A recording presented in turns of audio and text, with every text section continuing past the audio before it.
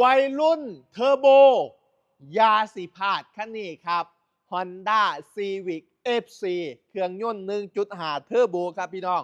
มาพร้อมกับแม็กอันลอย1ชุดนะครับ ภายในครับได้เบาะปรับไฟฟ้าพวงมาลัยมัลติฟังก์ชันปุ่มพุชสตาร์ทกระจกไฟฟ้าเกียร์ออโต้นะครับเลขไม่ครับพี่น้อง 130,000 โลปี 2019 รถเดิมรถสวยรถบ่เฉียวบ่ชนบ่ตำบ่ตีลังกาบ่พลิกคว่ำบ่จมน้ำรับประกันโครงสร้างเดิมให้นะครับพี่น้องครับออกไม้ป้ายแดงนี่900,000เกือบล้านนะครับ900,000เกือบล้านนะมามือนี้ราคาหายไปเกือบ 40% นะครับหายไปเกือบ 40% เลยนี่พี่น้องเบิ่งของเครื่องก่อนเครื่องเดิมหมดหัวน็อตล่องแก้มซ้ายขวาเดิมหมดระบบความปลอดภัยด้วยเบรก ABS ครับพี่น้องสวยงามเอาไปฟรีดาว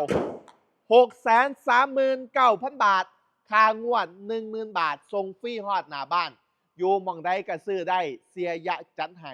อยากเบิ่งรถตัวจริงอยากร้องขับรถตัวจริงมาหากันก่อนบิ๊กสแก้วดีที่สุดสแก้วครับโชว์รูมอยู่